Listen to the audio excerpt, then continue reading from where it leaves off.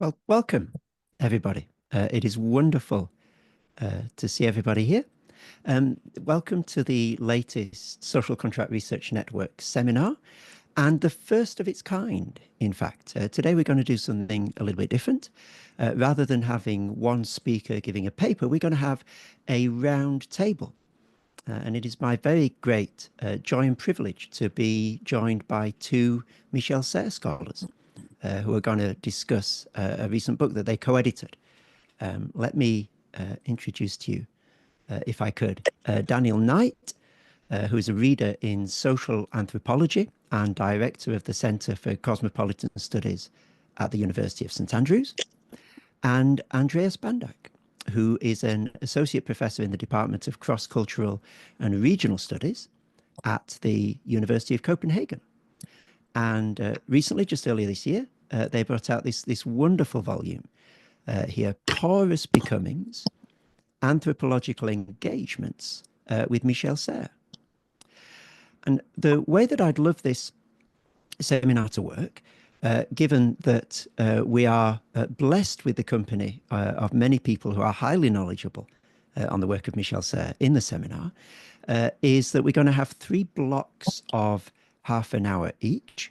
And Daniel and Andreas and I will begin each block with a discussion among ourselves on a theme that I will announce.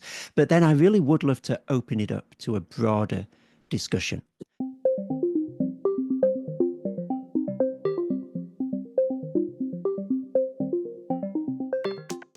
The first topic that I'd like us to address is drawn directly from the title of Daniel and Andreas's book, Porous Becomings.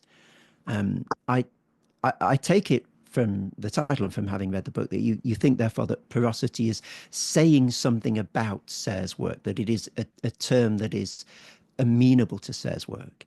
And I'd like to invite you to think aloud about porosity and also about the hyphen, which is another way that you talk about relating to Serre's work in the book. But I'd like you to talk about it, if you would, as an orientation toward comprehending the world. So what do you mean by porosity in relation to Michel Serre? Because it is a term he uses, I checked today just to make sure, but he doesn't really foreground it as the main way that he talks about his own thinking. So tell us the story behind porosity and why that was the figure that you landed on for the title of this book. Thank you very much, Chris, for the invitation and for hosting us first. It's a pleasure to be with you all. And Andreas and I didn't decide who was going to speak first, so I apologize to Andreas for jumping straight in on this. But I expect that Andreas will also agree it's rather daunting for us to be described in your introduction there as a Serre scholar. Because really in anthropology, throughout your undergrad studies and for most of us throughout our PhD years and onwards, Michel Serre is not taught or doesn't make an appearance on any anthropological curricula. So it's really been a journey of discovery that perhaps we can tell a little bit about our individual stories of that to come to using Serre in these forms of anthropological engagements that we mention in the book. And I think really the orientation of porosity, or the use of the term porosity, is an anthropological interpretation of some of Serre's work and what Serre allows us to do. I think it does have applicability beyond that to a philosophy of humanity, to interdisciplinarity and such like. But also porosity is a stance of which I think many anthropological researchers feel in the field with their research participants. So I sort of listed in another shorter version of a text on porosity as a concept, a philosophical concept, an anthropological concept, 4 sort of ways that I feel that porosity can work and why it's so important to us taking inspiration from Serre. So the first is how porosity allows scholars to move across concepts and not be constrained by their sort of categories of analysis. So we might call this interdisciplinarity, I suppose, in sort of layman's terms. So how we can work towards concepts, and Sarah says this, it's very important that we work towards concepts, and concepts are very important for our analysis, but not to be constrained by them. So porosity allows us to delve into the blurry, oozy qualities that seep between the membranes of categorical analysis. And Sarah does that very nicely by skipping between, in the way such an incredible polymath does, between, let's say, ideas from physics and ideas from poetry, ideas from mathematics, ideas from anthropology and the wider humanities, which allow us to use concepts and use categories, but not be restrained and restricted by them. The second way I see porosity, and I think that comes across in the way that Andreas and I have written the reading of this book, is through an idea of navigation, navigation of time and space. So porosity in this sort of guise is Sayre's idea of topologies of time and space, where there's connections made between various figures of thought, to sort of use one of the terms that you write in, from across time and across space. Again, without really being restricted by any form of linearity, being able to gain conversations not just between those which exist in our contemporary now, but become contemporary with others across vast space-time. And that's a form of porosity which we certainly don't usually get in anthropology, which is quite a presentist discipline, and conversing beyond the boundaries of the now is almost looked down upon. The use of metaphor, use of analogy, and such like. The third way porosity is an awareness, I think, of the body in the world. The porous borders, boundaries of the human condition, and its openness to senses, affects, atmospheres, materialities. And again, in anthropology, we tend to be very much constrained by the narrative. So we speak to people, we get narratives back, they tell us things, it's words. Okay, there may be some description of senses, the description of affects, moods, atmospheres, and we record that studiously, but we don't really get to the pure sort of true, it's the wrong word, but the deeper meaning of what it is to exist with this form of porosity to the world around us, the senses, the affects, the materialities, and such like. And finally, porosity, and I think that this is what the book gets at as well, is an orientational stance of being in the world, the openness to others in their multiple forms, and being able to absorb and try to make sense of alternative truths without being restrained by your own worldview. So in my own center here, that may be seen as a sort of cosmopolitical stance or a cosmopolitan stance, where we can break apart categorical knowledge by this openness to otherness, openness to other times, to other figures of thought, to other perspectives on the world, without having this sort of being shut down by assumed knowledge. So but I'll hand over to Andreas maybe to say a little bit more, but the way that we've discussed this as well with Andreas in previous joint conversations is this sort of this open stance of porosity to the world, porosity to becoming, porosity to space-time, other figures of thought. We then engage through almost method of conversation with other scholars, conversations with our research participants, conversations with ourselves, to try to get towards a fuller comprehension of particularly the human in the contemporary world. So starting from this sort of very fine-grained material that we have in anthropology towards a bigger sort of philosophy of humanity through different forms of porosity that I've mentioned there. Well, thank you so much for that. I do have a couple of follow-up questions, but I will let Andreas come in if you want to. And if anyone else has questions, do please raise your hand in Zoom and we'll move over to those afterwards. Well, thanks, Chris, and of course, thanks, Daniel, for giving the first go on our take on porosity, which I, of course, agree with. So I won't take much time in this conversation to expand on it, but just to say a few things that I think can complement what Daniel just said. Namely, that porosity also to us works as a term that helps us to sidestep to other notions of analysis and critique, which Sayre often, as many of you will know, is quite reluctantly engaging with.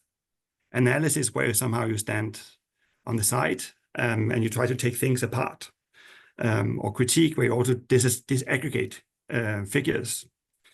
Porosity is somehow, it allows ourselves to be generous in terms of other forms of thinking, other forms of material, to be impacted. So with our bodily being in the world, the variations of our bodies and other bodies, porosity is exactly this kind of place of mediation, you could say, or hyphenation, that you also spoke to, Chris, in your first question. I mean, how things are conjoined. So the hyphen is not the same as being porous, but it can be one strategy that complements this take on porosity. And I think also Dane and I have used the notion of porosity as one way to reflect on Sarah's ideas about the soft and the hard. I mean, if these are two different modalities, how do we avoid having them becoming as two hard kind of stances, but actually allowing some places in between? And here we thought that porosity speaks to our anthropological training, to an openness to the world, as Dane said, but also as a method for comprehension. And I think that was the last of your questions in this first prompt, Chris, that it could lead to comprehensions of the world where we stay open to it and curious. And therefore, comprehension for us has been a key term, namely that it's not just about understanding, it's actually about how we get to a much more situated form of knowledge, where we ourselves are being changed by what we come to know. And therefore, it is closer to figures of discernment and wisdom. That's fantastic. Thank you so much. This has all been very nice so far, hasn't it? Let me try and throw the cat slightly among the pigeons in a kind way, and just push you a little bit further on porosity. So I think it's a really interesting, and in some senses provocative metaphor to have chosen, because you're absolutely right. It's not the sort of critique in the sort of mid-late 20th century French mold, but it's not Derridian absolute hospitality either, is it? It's not emptying oneself out in order to receive the other. There's a sense of some sort of, would you say, residual integrity, some sort of residual identity, in order for there to be passing through a porous boundary. And so it's sort of, I don't know whether you would agree that it's splitting the difference of, a very antagonistic, the sort of antagonistic politics that we see all over society at the moment, and a Derridian hospitality. And therefore, and this is asked slightly with tongue in cheek, just to sort of, provoke you ever so slightly. Is it sort of trying to just split the difference of those two positions and end up neither with the trenchancy of critique, nor with the radical ethics of, a Derridian hospitality? Is it sort of falling short of both of those?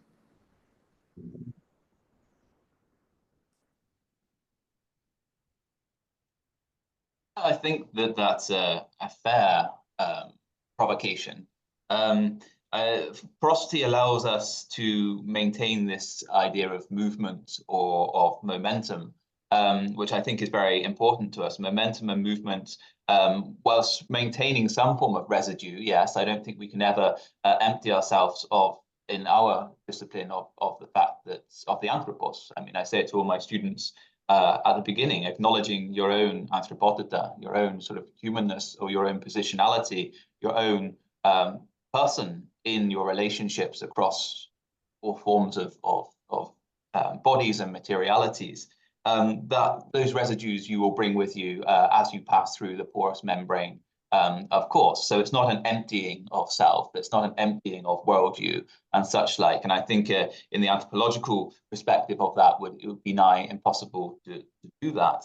But it does allow a form of momentum, and momentum probably, I would say, in our respect, sort of futural momentum towards towards orientations of things like hope or of speculation or of potentiality, which are actually foreclosed by categorical knowledge. So I think what Andreas mentioned, the word generosity there, I think what porosity allows us to do is a form of what Andreas has called generous scholarship, being generous to ourselves, and the generosity to acknowledging our own sort of place in this and the residues of our being in this. And a generosity towards those in other disciplines, those in other silos of thinking. And in the book, that's what we're saying as well about how the book can be read. It's a form of generous thinking, theorizing together, bringing more people on board, more and being parasites to each other, if you like, you know, feeding off each other and building a sort of a bigger assemblage of knowledge, which hopefully we can move. And I still think the movement is key to what Andreas and I are doing, move towards a different form of comprehension on X, Y, or Z topic that we're choosing to explore. Yeah, thank you. Thank you so much. Andreas, anything quick to add? Because I do have one more follow-up. Yeah, sure. Okay. Yeah, I think I just would say that perhaps porosity is also a way to speak against a certain form of hardening. You would say in many of Sarah's works, and there's people in this audience that are much more clever than we are, I suppose. There's this idea that you do not necessarily just grow old, but you can also grow younger. So in that sense, you in your own being also should be porous to different variations of what you could be and what you could become. And in particular, in some of his latter works, you also find it in the five senses. But if you take up religion, certainly the figure of going against glory, but working towards humility, even taking up figures of the saint on the last page of that book, at least to us was a way to say, well, isn't that a form of porous becoming? I mean, that you somehow, it's not about not keeping integrity, your word, but it's somehow to still keep the openness, that you're working for ideas, but not to be seen yourself. Therefore, I mean, that you keep curiosity and generosity as key features, not just these ever so appraised notions of critique and analysis. So I think that would just be the short comment to that one. That's wonderful. Thank you. We have had a question in the chat. If it's at all possible for people, I would encourage you to ask your questions live.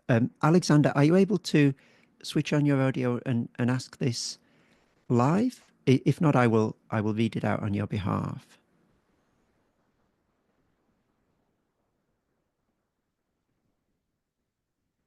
Well, look, let me begin to read, and then if Alexander is able to switch on his audio, he can jump in. He asks, how far does Sir take the metaphor of porosity?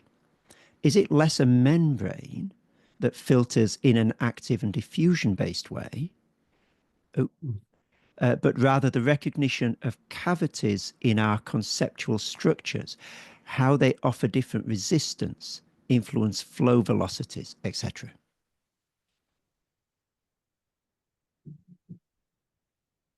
Well, that's a nice way to frame it. I think to me that would work, at least in parallel to what we've been thinking. I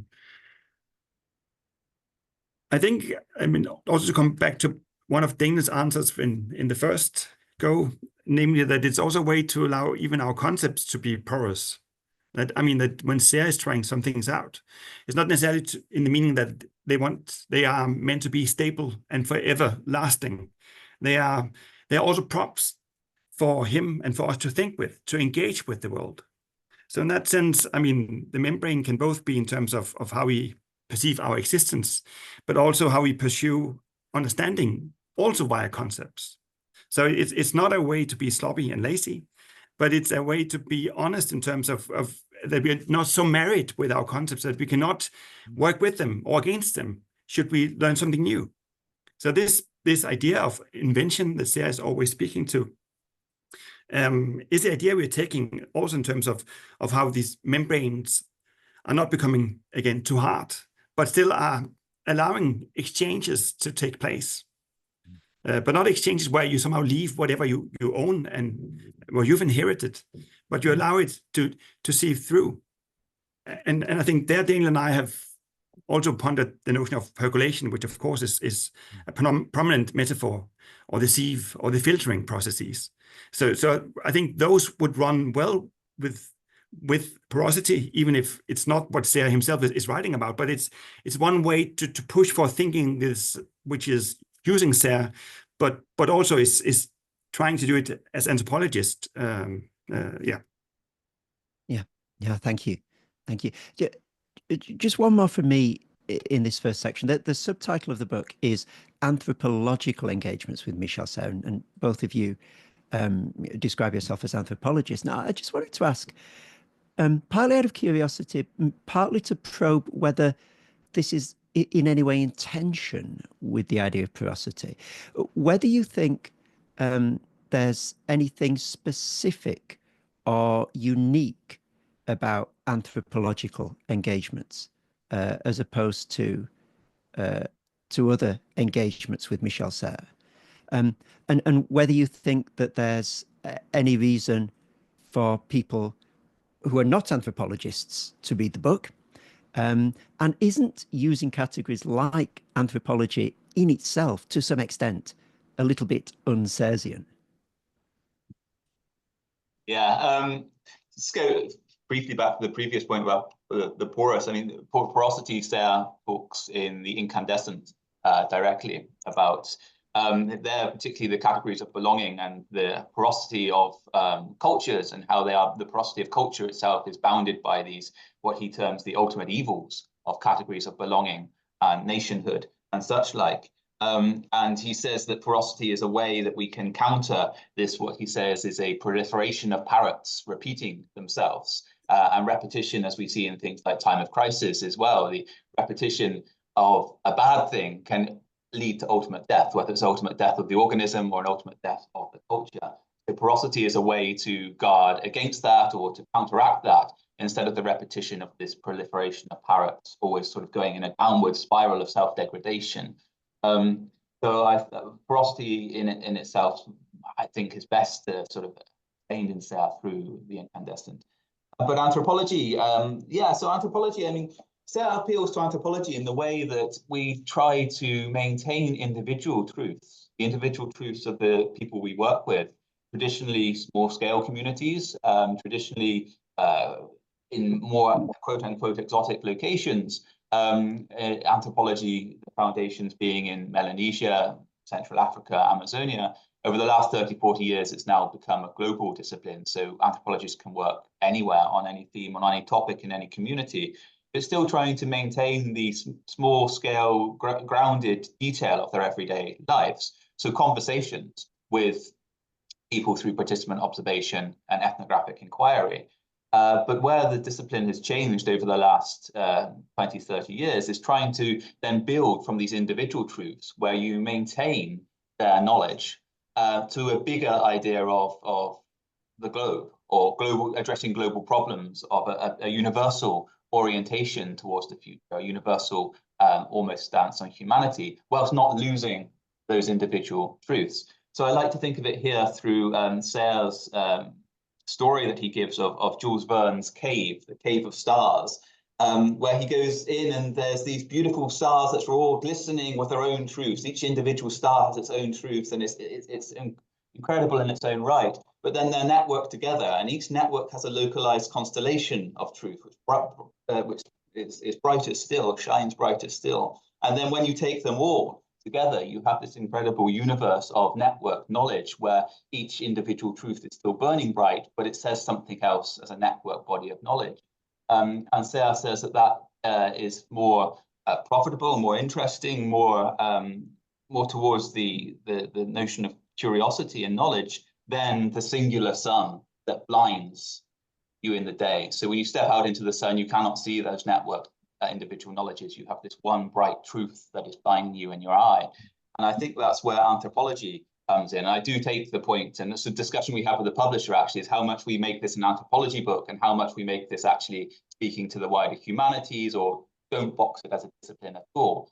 But the anthropological part of the book really is how people are starting from a point of ethnographic inquiry, these individual situated knowledges that anthropologists try to get at, but saying it's more than that. We need to do more with it than that. And these are the ways we can. I remember getting chastised in early career years of trying to publish using metaphors and analogies. Reviewers would say, tell us what the people say. Tell us give it in the own words of the people. But I'm writing about time and temporality, these abstract notions. So I actually need metaphor. I need analogy. I need to be able to, and my research participants weren't bounded to the place and the time which they were giving me the information. They were going wild about Ottoman landlords and civil wars and Byzantine times and figures. This is in Greece, my research in Greece, ancient Greek figures of philosophy. So I needed to speak in analogy and metaphor and skip across space-times in order to try to make sense of the people who I was working with in Greece in 2010. So that's the sort of anthropological quality, I think, to it. But whether we do ourselves injustice or anti-SCRN in labeling it as anthropology, I don't know. Yeah, thank you so much. We have had a question in the chat from Frederick. If I could ask you to ask it with audio, that would be wonderful. Hello.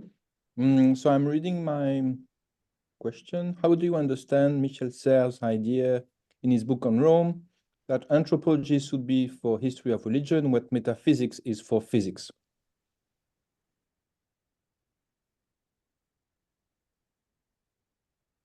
Well, I do think in that period, there's some really interesting thoughts about the relationship between metaphysics and anthropology and even history. I mean, you could also take Genesis. I mean, one of the quotes we use in our introduction is the one where he writes that background noise is the first object of metaphysics. The noise of the crowd is the first object of anthropology. The background noise made by the crowd is the first object of history.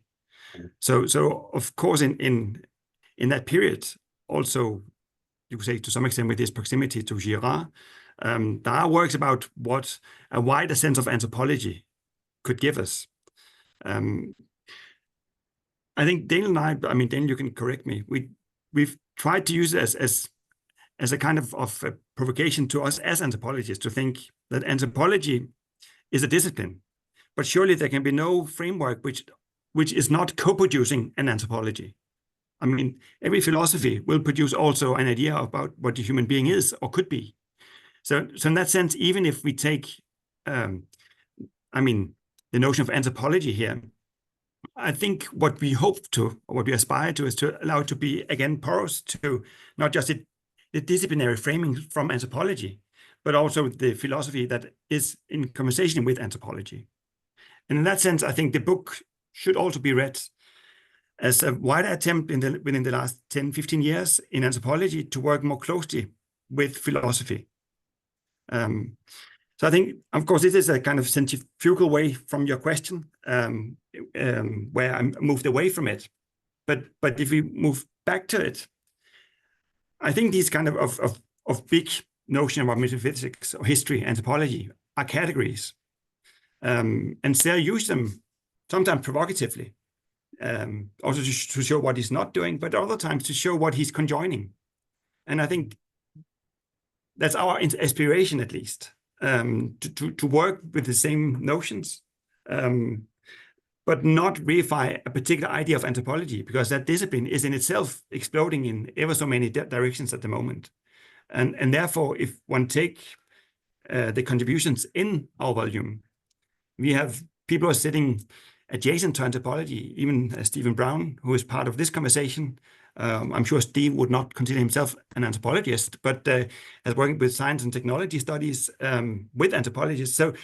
So many of the people in the book are anthropologists, but all are people who are trying to work with and around those categories. So instead of reify them, to challenge them and to see what comes out of that conversation. I see that Paul has raised his hand. Just before I hand over to Paul, Daniel, I really appreciated that image that you raised of Jules Verne's cave from Michel Serres just now. And it seems to me that one thing that one way that frames this question is that everything is also anthropological, but nothing is exhaustively anthropological to the exclusion of everything else. So all the light is at one point reflected through this facet, that there is an anthropology to everything, but anthropology can't exhaust anything. And it's precisely, isn't it, this distinction between there is this one sun that sheds light on everything, which is not what you're saying and not what Sarah's saying, and that, you know, there are these, you know, multiple refractions and reflections of light bouncing around off lots of surfaces, one of which is anthropological, and that's a much more adequate way of conceiving, I think, the way that you're framing anthropology and the way that he understands knowledge as well.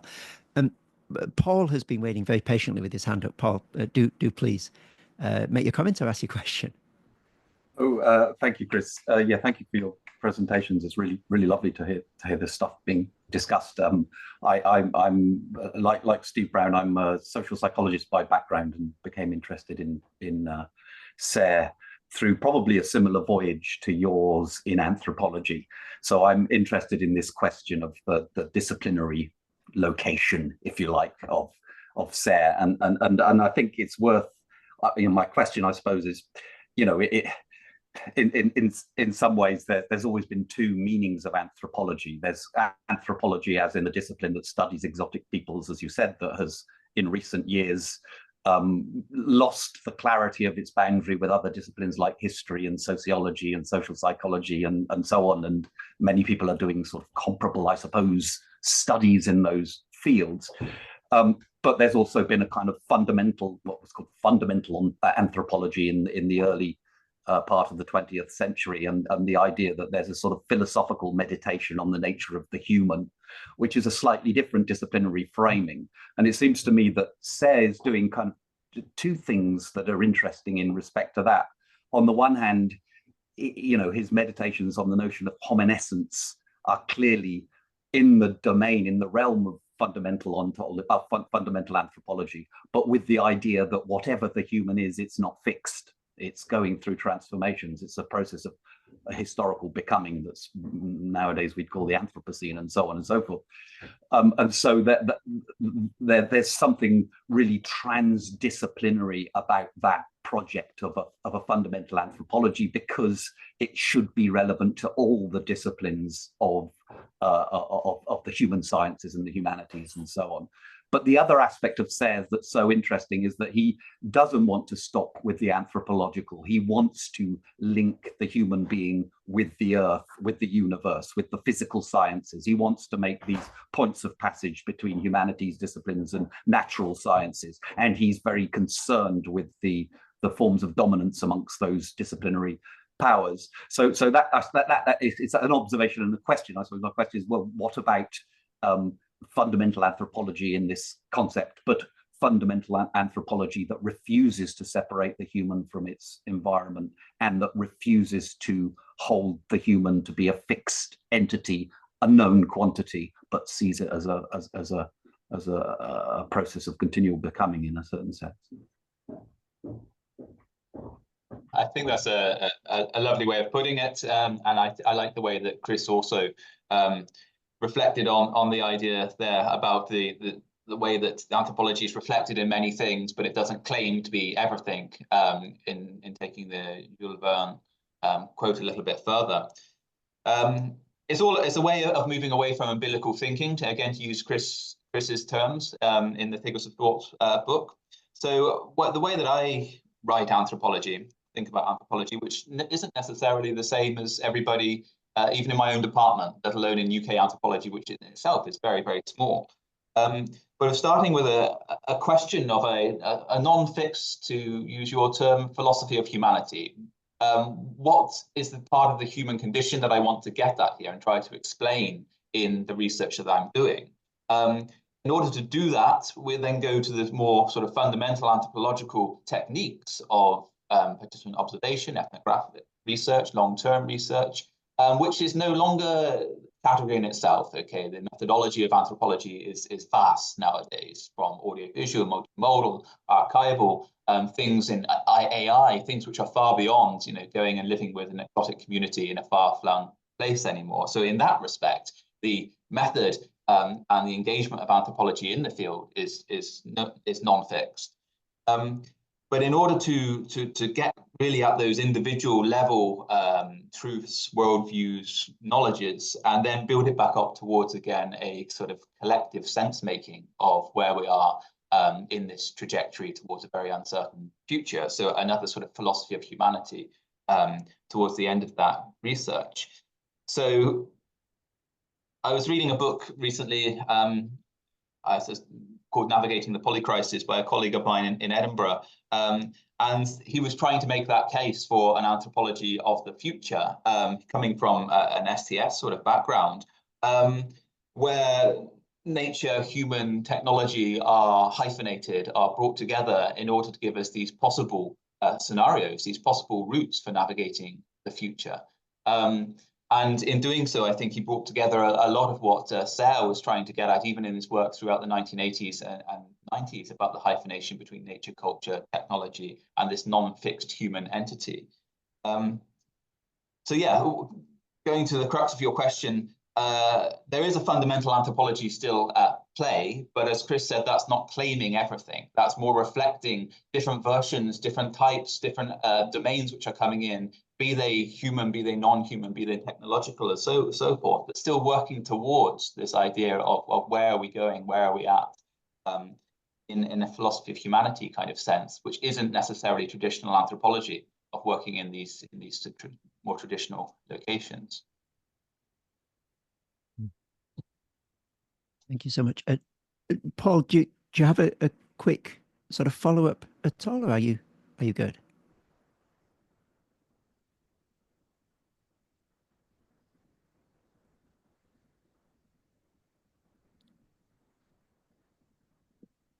I think you're... My video. Oh, yeah. Oh, sorry, I couldn't unmute my sound for a second. No, just to clarify that when I was talking about fundamental anthropology, I was talking about like the work of people like Plesner, for example, Galen in the early 20th century, who would consider this a branch of philosophy that deals with the nature of the human.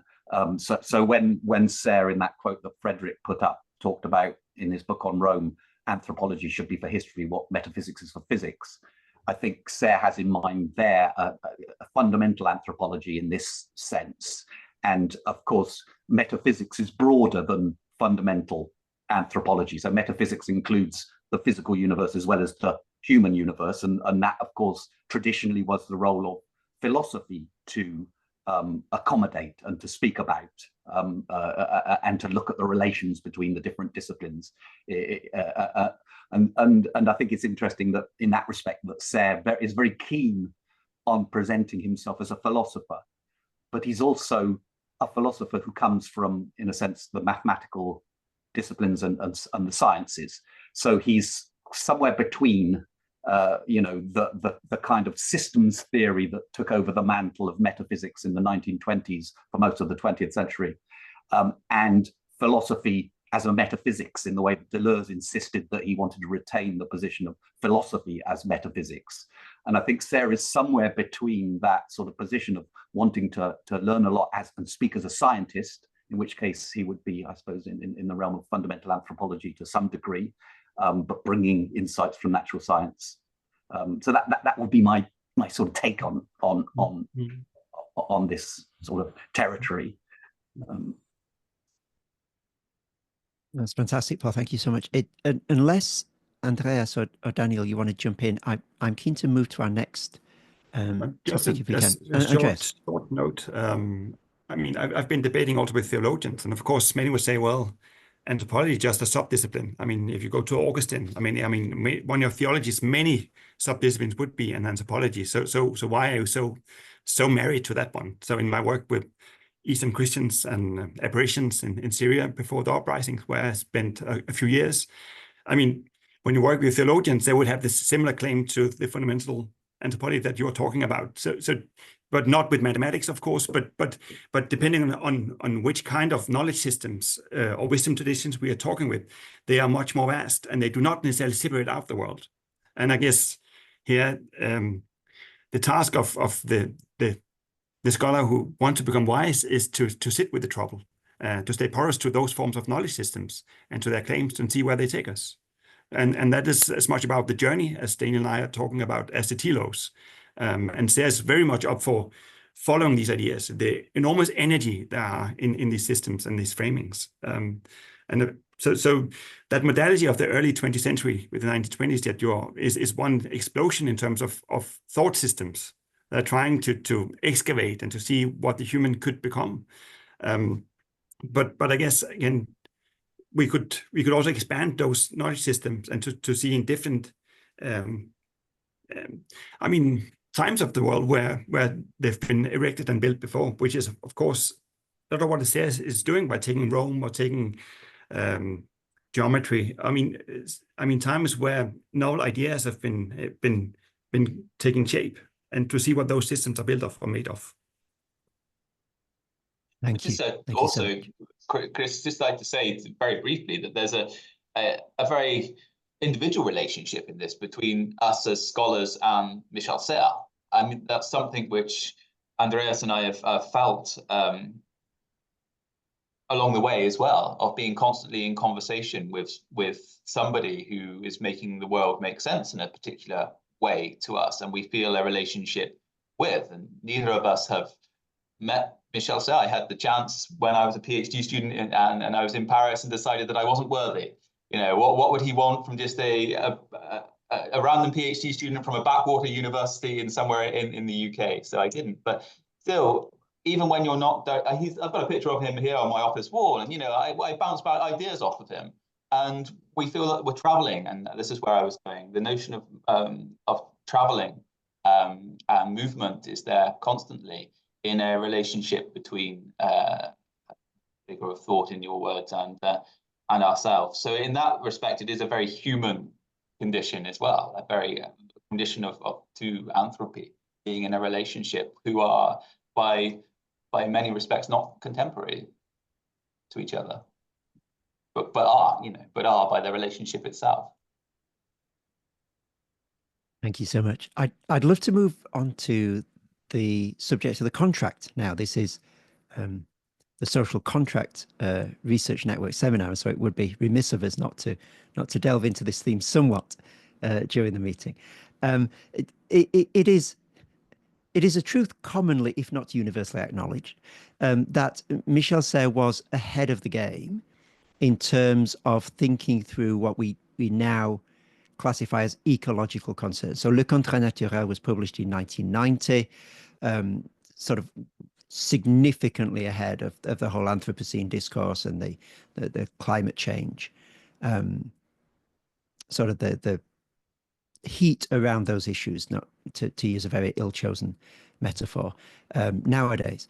I wonder if you could just start by just sketching for people on the call or listening afterwards who may not be familiar with the natural contract idea, just in broad terms, what does Serres mean by a natural contract? And then I guess what I'd love you to linger on is how you think the natural contract, I suppose, has aged. Given that it was written in 1990, it was 34 years ago now. What do you think is the continued relevance of natural and social contracts as found in Serres? And also, how might they, potentially need to be rethought, or how might the way that he was framing things back in the 90s not quite be the way that we might want to frame them now? There's one essay in your book that points out that Jane Bennett, for instance, says that the idea of the natural contract doesn't deal with the psychology of denial around climate change that there is today. So I wonder if you could first just sketch what Michel Serres' natural contract is, and then explore how you think it's still useful and potential limits to that usefulness today.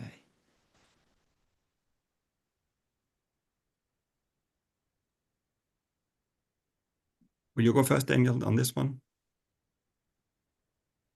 Yeah, I think it's well justified to say that Serres was ahead of his time on the natural contract as well as other things. The idea of having a mutual acknowledgement of the violence between humans and the natural world, and trying to set out a new way of coexistence, whether it's a form of symbiosis, a hybrid form of being.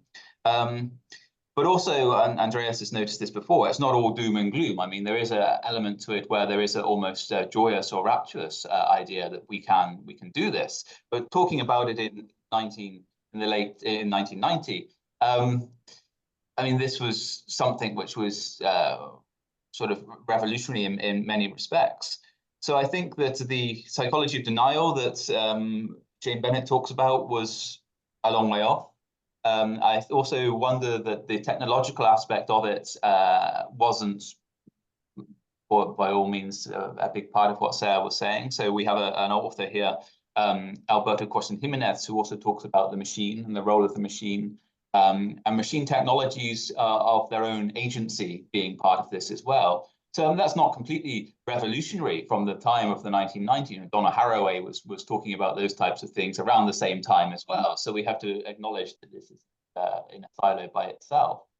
But also aspects like AI and the agency of AI, which we're all sort of up in arms about now in the higher education sector, at least. These are things which weren't taken into account, which perhaps could be refreshed. And that's what Alberto is certainly doing in his chapter here, is saying that the natural contract was ahead of its time. It was talking about the parasitical relationships between human and nature, the mutual violence, the potential for going beyond this. But we have to be honest about it. We have to be upfront about it and not just let this pass us by. And then again, when I'm thinking about this in sort of futural terms, you can almost think about scenarios. And I quite enjoy the work on scenario planning, not in a really policy kind of sense, but in a sense of thinking about the uncertainty of the future and the different possibilities and avenues of what Andreas has said in his work, the different vias, the pathways, the viable futures that we can have as guests upon the host of planet Earth. So it takes us back to these hyphenations between human, nature, materiality that Jane Bennett is so keen on, the agency of those, and I think technology and things like AI and computers into that as well. Andreas.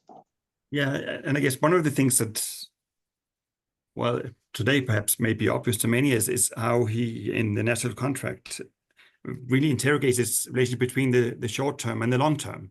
A theme which, of course, Sarah is returning to in many of his works later, both the short works like Times of Crisis, but also in some of the more lengthy texts. I mean, how we as scholars, I mean, afforded a chance to sit slowly with things, or how Sarah, to some extent, will say, well, not to keep current is the only way we can learn something new. Take the 5 senses. I mean, it is what delivers us, actually, not to be current. But in the natural contract, of course, the way he also, as a scientist, can say, well, if we don't take our decisions now, I mean, things will only grow incredibly much worse in the near future. So these points where the natural contract is an exercise in what Dane and I call discernment. And Sarah also branches in other of his works, in these translated versions, it's revolving around discernment. I mean, times where you need to take a decision, but also times where you have to wait. And I think that one of the lasting influences is exactly this way of allowing us to read when calls to urgency is part of the problem, because urgency can have us take decisions too fast, but also when the waiting game actually can have things become incredibly much worse by indecision. So I think to us, that is at least a starting point in natural contract that also, if we read Biogia and other later works in Sarah's thinking, are dealt with and open up to many other forms of knowledge makings. Because, I mean, the ideas about machines or what have we, of course, are by some believed to be what can deliver us, not just to be slow and to wait and to discern things, but actually to allow certain forms of agency to be overtaken by the other forms of devices.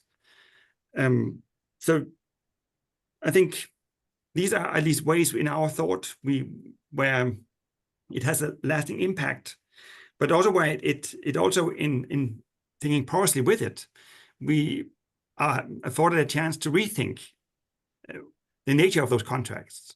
How fixed can they be when things are changing? I mean, is the contract something we continuously need to rewrite, or is it something that, well, we ratify and then it's over and done? Well, not so. Things are changing at a pace where it's more a reweaving and rebinding of relationships that Sarah would advocate for. Yeah, I think there's a few key points that come out from what Andreas says, and the relationship between the natural contract and how we have taken it up. So one of those, Sarah is talking about the short term in terms of administrators, science, and politicians making short-term decisions based on immediate gratification. And that can't be the case when we're thinking about climate futures. There has to be a more,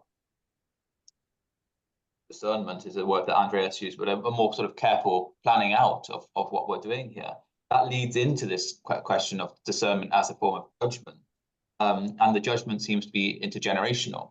And the generational aspects there comes back to in Times of Crisis. It comes back to in Thumbelina, where he does talk more about the technology and the influence of technology on how generations, the next generation, perceive this form of contractual relationship. And then really the crux of it is that the future will happen. And how much do we want to have a say on how that will look? It's going to happen whether we like it or not. Do we want a deliberate input into this, or is it just going to be happen chance? So I think that that's something which has generational responsibility to it, administrative responsibility, scientific, political, and that's what he's getting at there. Thank you so much. I'd like to explore the potentiality, I suppose, the possibilities of contracts. And we had an email exchange prior to this meeting. And one thing that you guys raised that I found fascinating as I read it, and I'd love to invite you to speak about it now, is you talked about the potential for contracts not simply to be these sort of legal written documents that hold one to a particular position in a what might be considered quite a dry sort of way, but you use the language of contracts evoking ethereal qualities such as humility and mood and imagination. I'm quoting directly from what you guys said there, and I would love to hear you speak more about that. What do you see as the possibility of the contract paradigm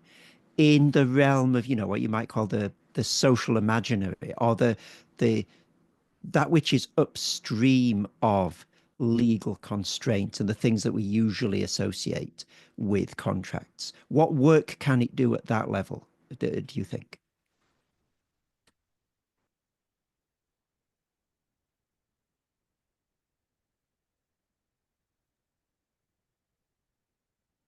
Well, I can have a start, and Daniel, you can definitely compliment me.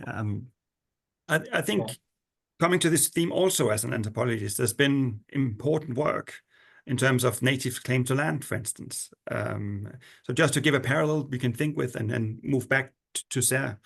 I mean, famous case courts in the US on, for instance, the Mesh-P and their claim to land, where in trials, it was hard for them to prove that they had, sheets or that they owned the land. But in terms of the narratives or the relationship with the land, it was quite evident that they had it. So in that sense, I mean, it's also a matter of how we construe contracts.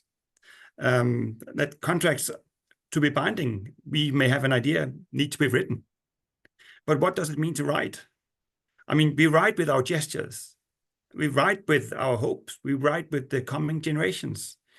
And I think one way to think with Sarah is to say, if you open the whole notion of the contract up, both the social and the natural, then the contract is signed with every individual and in every family in the way we relate to nature and to each other.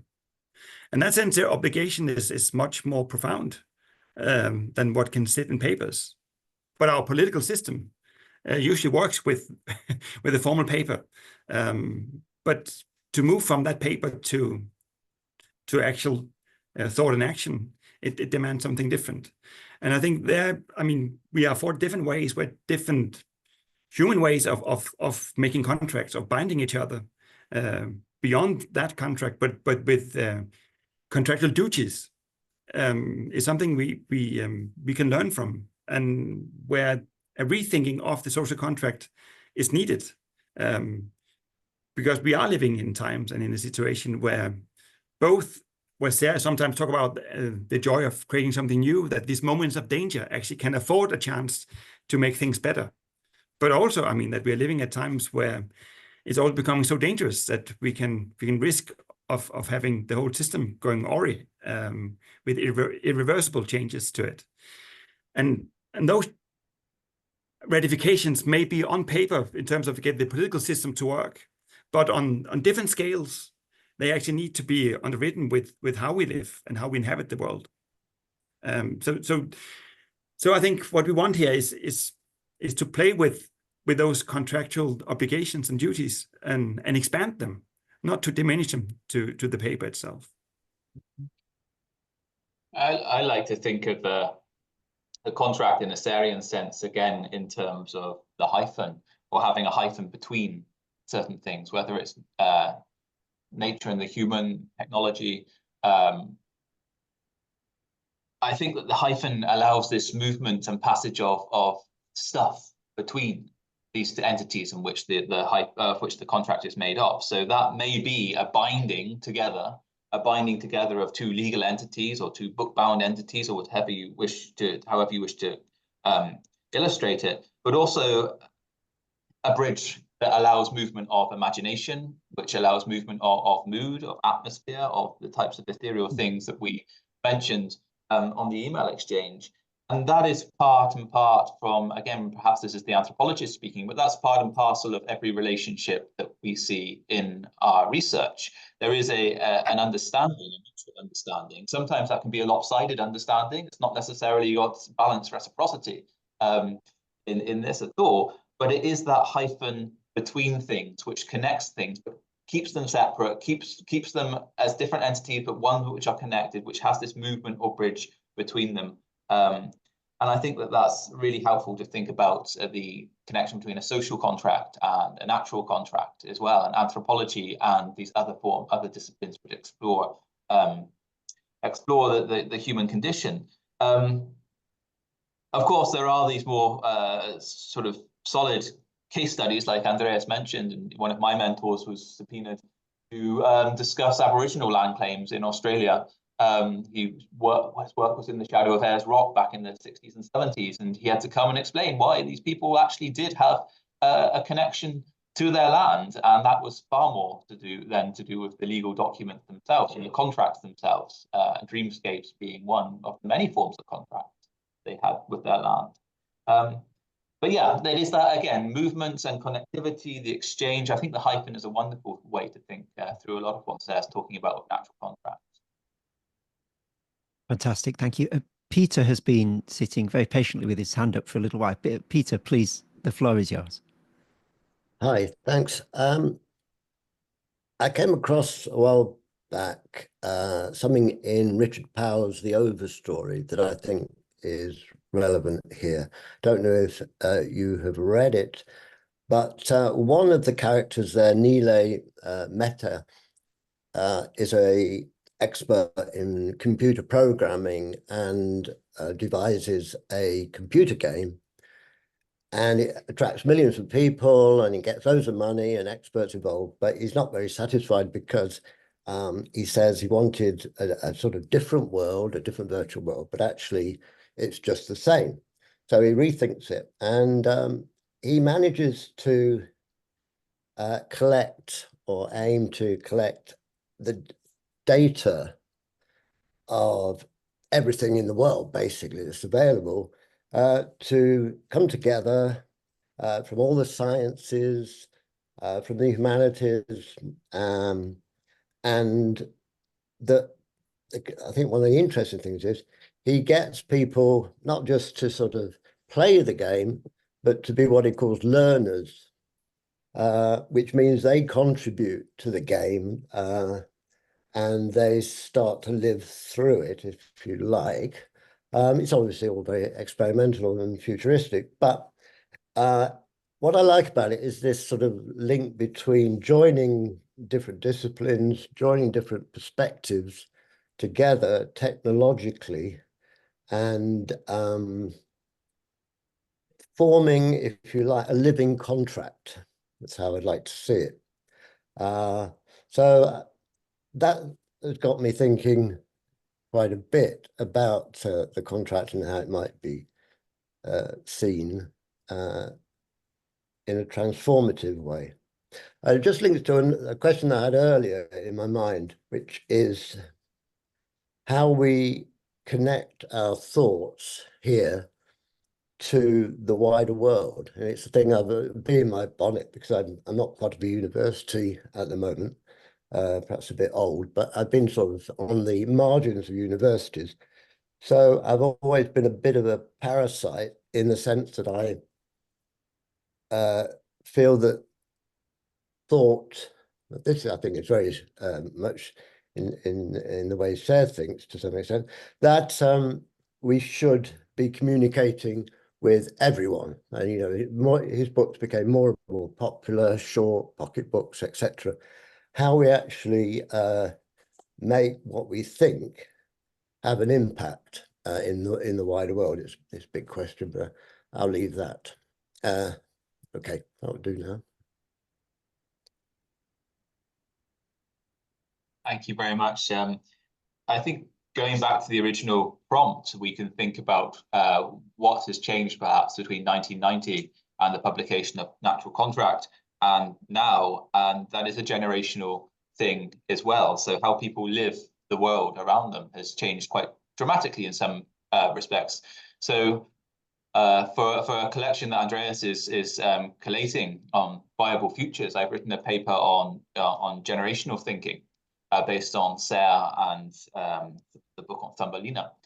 And through teaching my own students, I now feel there's a real generational divide between myself, who in my late 30s, and my students who are 18, 19, 20 years old. You talk to them about crises in the world, how they engage with various crises in the world. And the temporal and technological boundaries or horizons of those are very, very different. So they will talk about their online petitions that they're signing, their TikTok videos they watch from people in bunkers in the Ukraine. It's very, very temporally condensed, usually just a few seconds long, and often it's almost like a scrolling culture for engaging with different crises in the world. So the technology is different, as Sarah was getting at with the millennials, indeed, in Thumbelina, and the temporalities. And that's also linked to a different way of knowledge being produced and consumed. So in the university context, the 120,000 word monograph is, you know, seen as being dead in the water. I don't necessarily always agree with that. I love books. But you talk to major publishers and they're looking for 50,000 word monographs. You talk to the students and they're looking for TED Talks and blog spots and all open access publications as well. So the consumption, production and consumption of knowledge, and I assume that this is something which Sarah would be quite an advocate of in terms of breaking down those institutional borders and spreading knowledge as far and wide as possible and getting people to feed into that, of course, not just giving knowledge, but actually these hybrid forms of knowledge. But yeah, certainly the generational aspect of the change in the contracts since 1990 was something that I'm seeing through my engagement with my own students, considering myself not being quite yet over the hill myself. Yeah, I mean,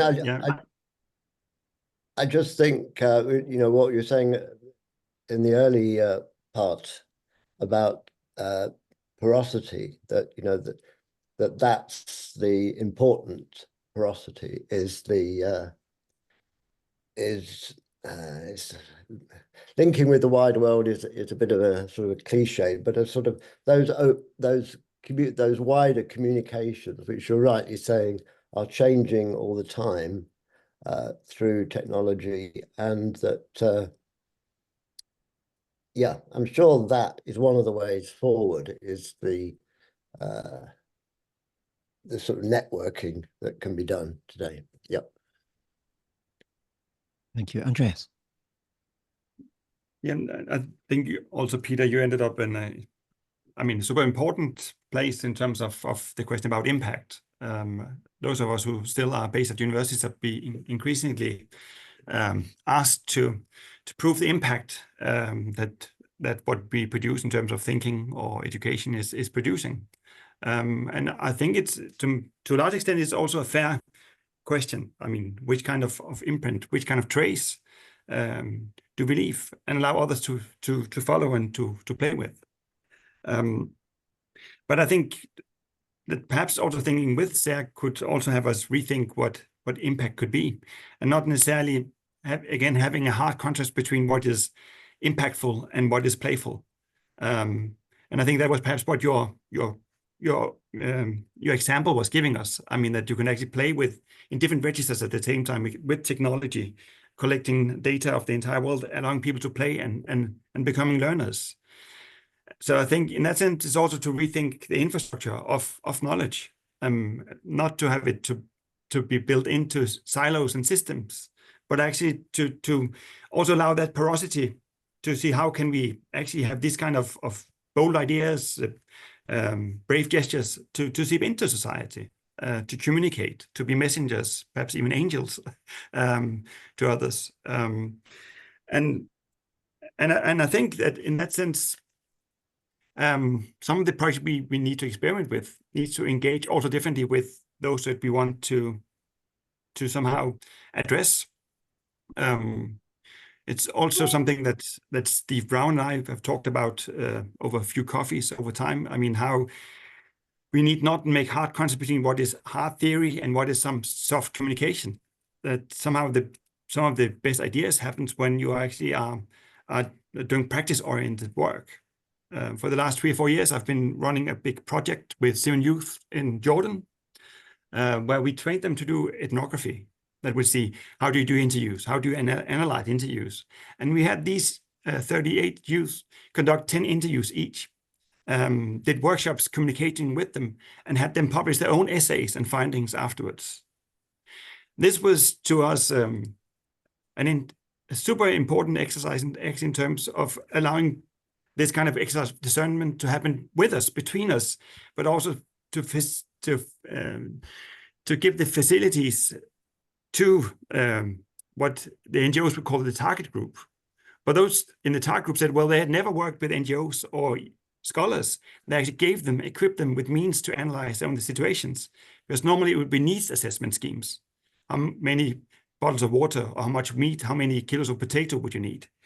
So in that sense, I mean, it's also the rethinking of what is practical and what is abstract. And again, for SCRN, abstraction is not in contrast to concretion.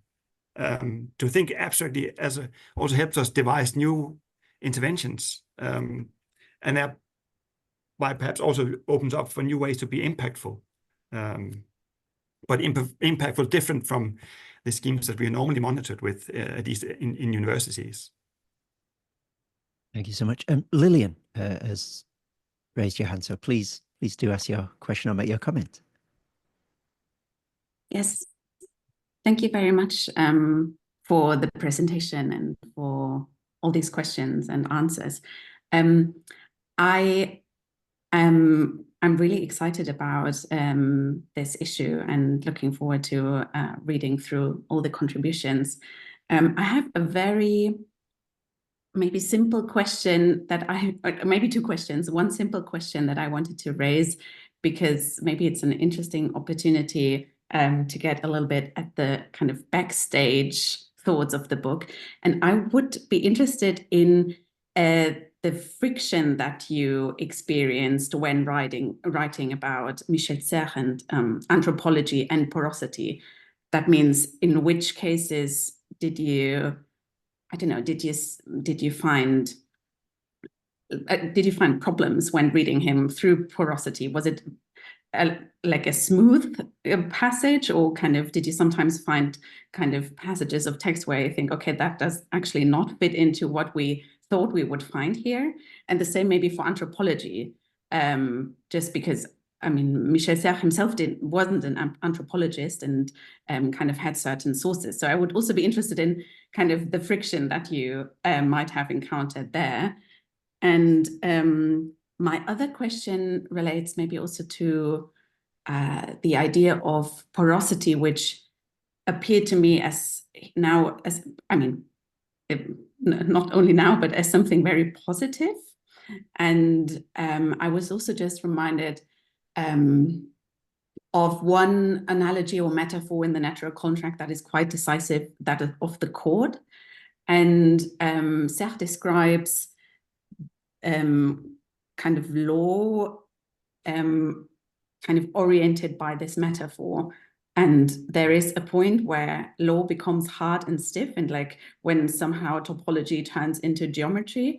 And I was wondering, I mean, in a way, this hardness and stiffness appears as something that is potentially negative, as kind of as something that is, I don't know, opposed to fluid forms of becoming or something like that. But at the same time, it's extremely important that the cord can get stiff, because this is where kind of law can intervene and where parasitical action can be tamed or controlled, and kind of, and that is also something that seemed quite important for Serres, sort of the kind of, yeah, the limiting of parasitical action, or what he says also, the mastering of mastery. So yeah, maybe you can just respond to, I would be really interested in what you think about that. Very much. There's two important questions, I think, there. If I just tackle the third one, and maybe the first one, maybe I'm hand over to Andreas then, who loves his chords and knots and geometries. So the problems with Serres, the frictions with Serres, first of all, the frictions with perhaps Serres and anthropology, not being an anthropologist. I think we're lucky to be, quote unquote, in a discipline, again, putting us into a box that is very liberal and free thinking anyway. I mean, my master's students, when they come and get so frustrated that I can't define anthropology, because they're coming from backgrounds of chemistry or coming from backgrounds of English lit or whatever it might be, and this is their first encounter with anthropology. And I'm doing a course called the Anthropology of Connections, just to show how anthropology is part literature, part history, part philosophy, and such like. And yes, but what is anthropology? What makes it unique?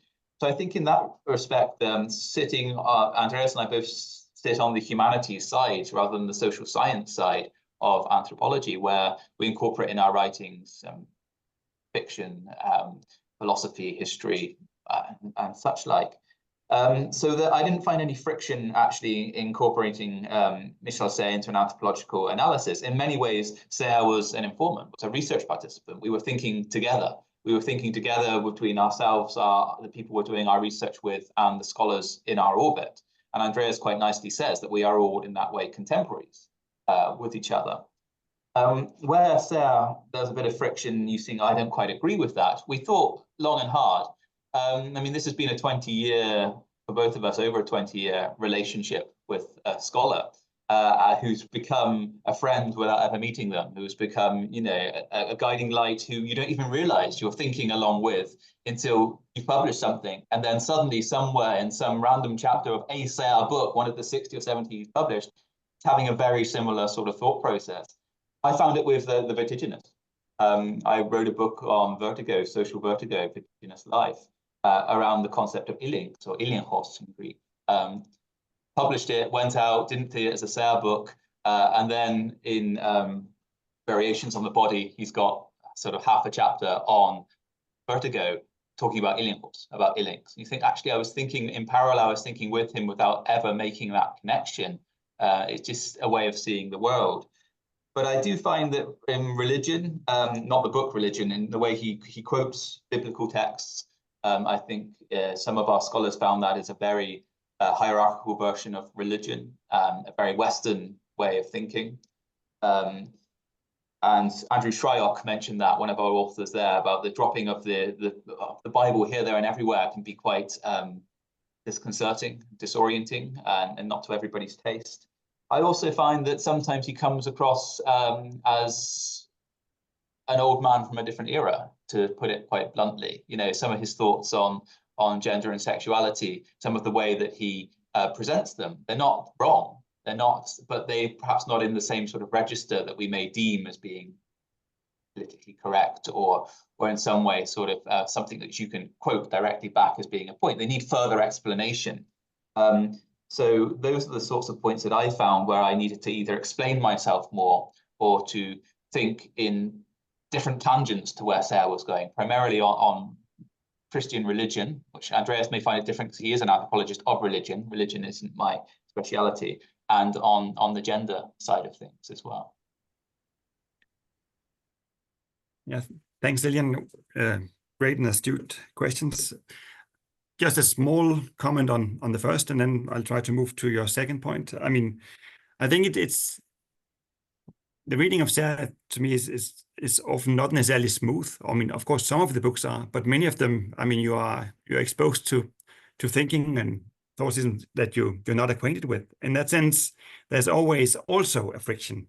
So in the way that you read, you experience, and you try to perceive what he's going at. Not being a mathematician myself, for instance, I mean, some of the works and some of his thoughts in that sense is something that I really had to sit with for a long time, or to reread, and to have the idea that I'm following on, and he expects me to. So in that sense, I mean, there's a lot of productive friction, and to me, that's not a bad thing.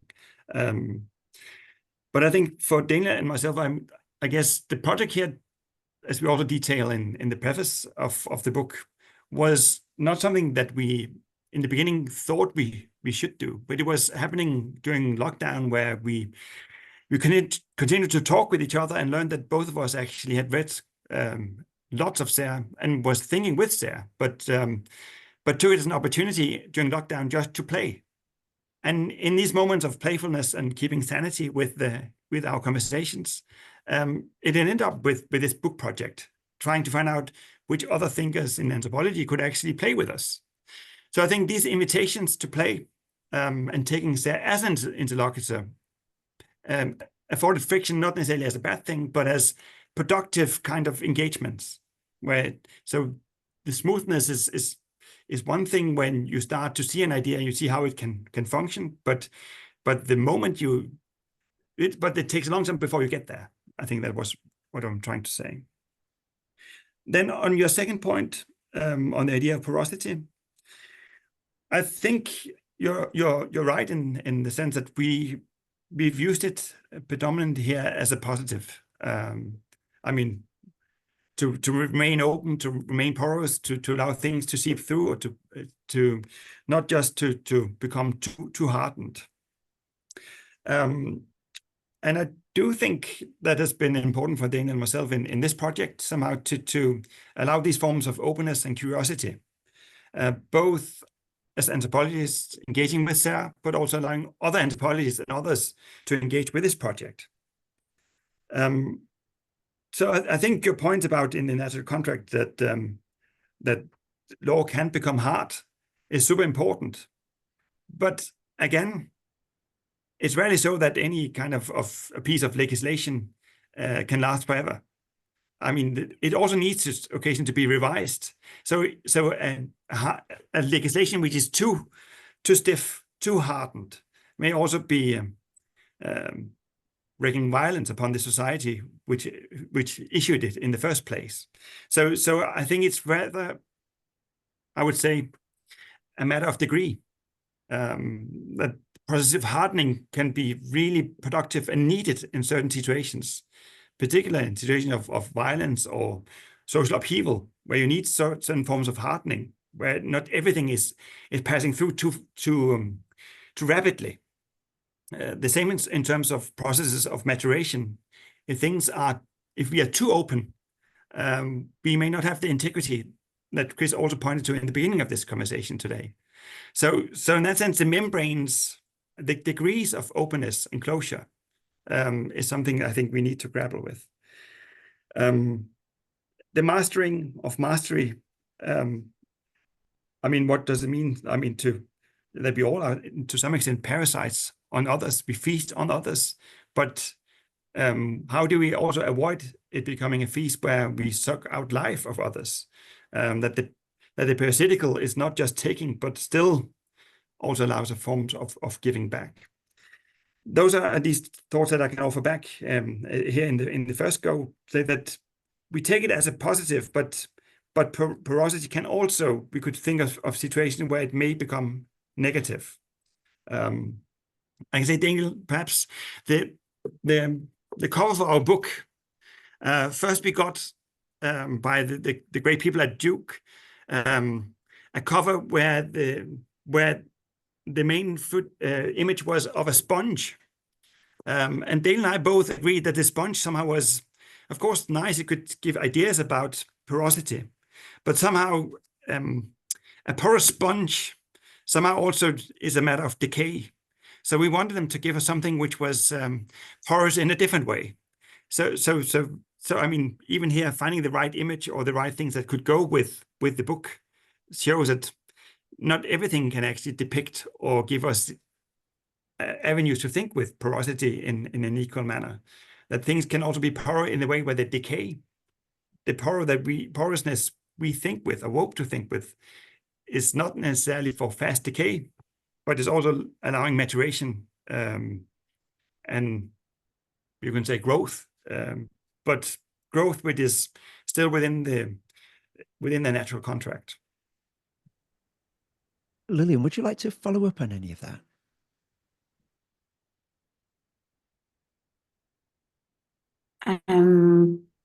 Thank you for both of your answers. I think it was interesting to hear. I mean, like the decision of a book cover is always is an extremely interesting case, I guess, because yeah, you have to bring like a metaphor into one image, and you only have one cover. So yeah, that's interesting with how you thought about porosity in terms of sponge or decay, and kind of what you would also like to have as it reminds me a little bit what you also said earlier, sort of the mood for thinking through a natural contract, or the mood that the SCRN inspires in terms of maybe a speculative thinking about how to create a contract. Yeah, I found that really interesting. Thank you so much. Chris, I just add a little bit to that about the image. So it's twisted and it's frayed, which we think gives alternative pathways and avenues. And it's topological in many ways. It also has a subtle hint of the Harlequin pattern behind it, which we requested. And the first response is that we've got to keep this serious. It's got to be a theory book. So we didn't allow the whole colors of the Harlequin that we first wanted in this sort of rainbow context. But yeah, there is this maturation Andreas used, and also comprehension is the way of sort of solidifying ideas again. So the porosity of making things liquid, of spreading things out, of playing and oozing, we are moving towards maturation and moving towards comprehension again, but by breaking down that which exists in the first place. And we hope that one of the critiques that we would get as anthropologists doing this is you're being too indulgent, you're being too abstract. You know, this is really just indulgent theory. And they may be more interested in the sort of real world functions, what we're doing. So that element of intervention you said about law, the solidifying of the knots and the cords into law again, that is where real world interventions do come in things like contracts that do need revising, as Andreas said, which are continuously changing, are not fixed in themselves, but there is a movement from the porosity of ooze quality, as Alberto Corson Jimenez calls it in the book, this ooze quality, towards a maturation and a comprehension, which is more of a solid sort of concept for intervention. Fantastic, thank you. We are running out of time, but I would like to raise one final point, and we may just have to touch upon this rather briefly. We've just raised the terrifying spectre of theory potentially being playful or even fun, and I just want to sit with that for a moment, because it is something that again was raised in our email discussion previous to this seminar. And you were writing that one of the wonderful things about Serre's thought is that he doesn't create, a system as such, a Hegelian type system, but he allows for curiosity. He wants to make connections between different spatial and temporal domains. And you raised the rather alarming and perhaps somewhat depressing point that perhaps today the humanities have lost that curiosity. They've lost that drive toward the key questions of human existence. We've raised the idea of impact and so forth, and no doubt we could sort of embroider that sense of what has led to that loss in other ways as well. So I just love to hear briefly from each of you. Do you think that's true? Do you think the humanities, whatever you take that word to mean, have lost their curiosity? If they have, why do you think they have? And most pressingly of all, if you think that they have, what can we do about that?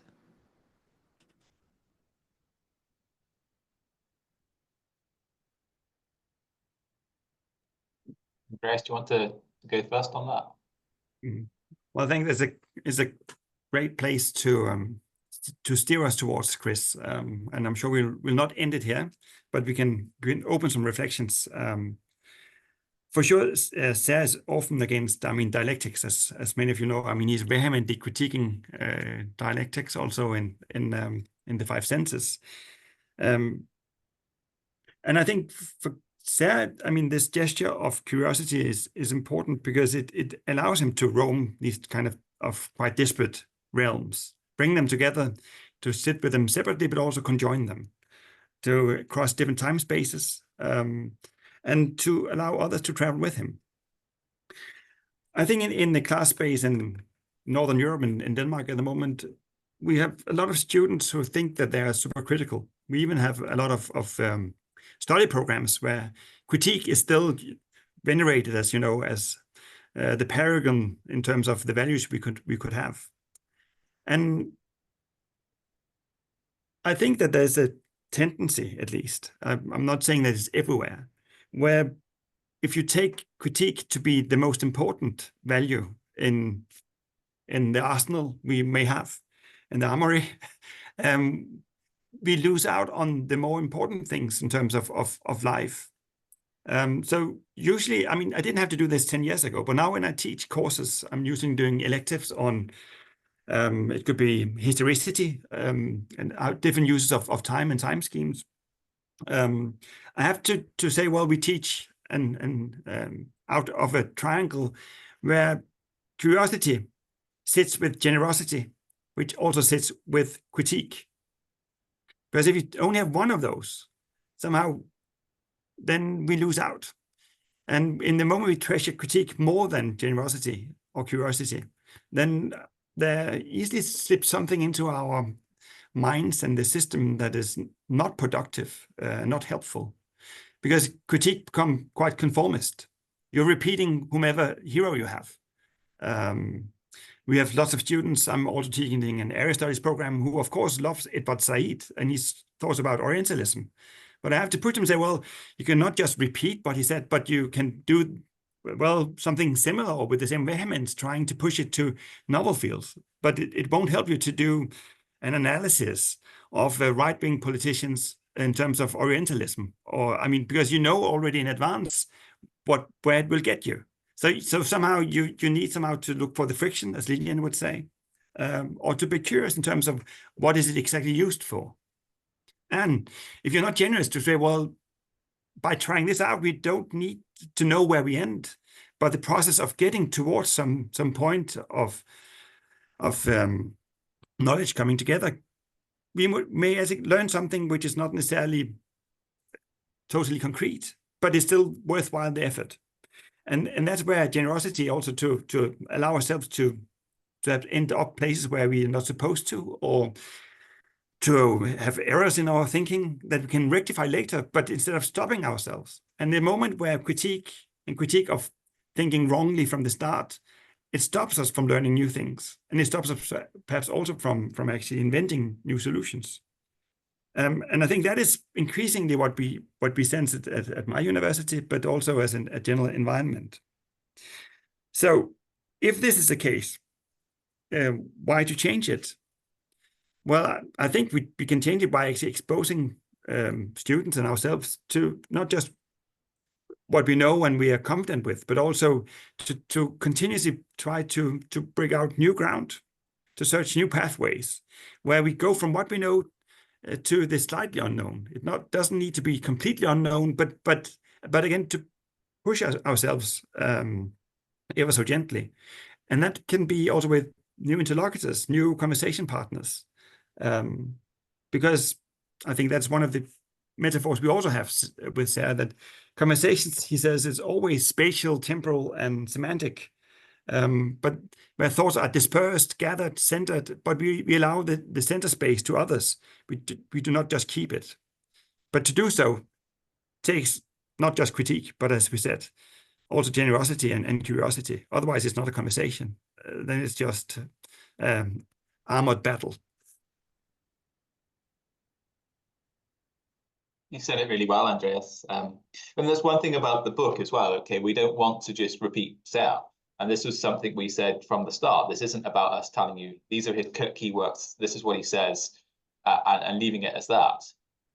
We're looking at novel, unusual ways in which it can help us understand other things that are key to our authors. But critique is a shutting down of conversation, very often without offering any alternatives. And we found that recently in other parts of writing and things that we've been doing, is that people often seem to have the answers before they even read or engage with the questions. You come there with an idea that this is what it has to be about, or this is my worldview, and you don't engage with the questions in a form of generative conversation, not necessarily to agree with it, but to have some form of back and forth. And that's why conversation is so important to us, and this book as a method and as a concept. So there are aspects of institutional life in universities, like impact and like audit and such like, which are perhaps more obvious there. But I think it is more of a worldview and a stance that we're encountering more and more of, actually it's okay just to label things. It's a sort of identity politics gone off the scale in terms of it's okay just to label things, categorize things, critique things, and not really offer anything into that relationship for anything novel or anything that might be slightly different or alternative in combining ways of thinking. Wonderful. Thank you so much. I think we are sadly going to have to leave it there. We could go on, as Captain America is very fond of saying, all day with this, but I think we'll have to leave it there. Just before we thank our two guests, could I draw your attention to two things? There's another one of these seminars coming up in around a month's time. If you Google Monash Social Contract Research Network, you can find all the details there. It's a seminar on Thomas Hobbes and his idea of the social contract. Secondly, we've touched on AI, and we've touched on trying to communicate, it was Peter's question, to everybody, not just within the walls of academia. And in relation to that, I'd be very keen to hear any feedback anyone has on a project that I'm experimenting with at the moment. If you Google French philosophers react, or search for that on YouTube, there's a series of AI-generated podcasts about French philosophers that I started producing a couple of weeks ago. The latest one actually is an introduction to Michel, where the AI sort of adopts two different voices and creates a podcast introducing non-philosophers to Michel. My own feelings about it are mixed. So if anyone does have any feedback, I'm gathering as much as I can. I'm going to make a video about it, but I want to know what people think. So do, if you've got the inclination and time, I'd love to hear what you think about that. Let me, however, do the most important thing that I need to do at the end of the session, which is to extend our very deep and heartfelt thanks indeed to Andreas Bandak and Daniel Knight for your wonderful answers and contributions, opening up the panoply. I was going to say the Pandora's box. It's not a Pandora's box, is it? Of this book, hopefully not, to us, which I'm sure if we have not already read, we soon will be. I certainly enjoyed it when I read it. So please join with me, if you would, in thanking Andreas and Daniel. Thank you so much. Thank you very much, Chris. Thanks so much for the invitation. Thoroughly enjoyable.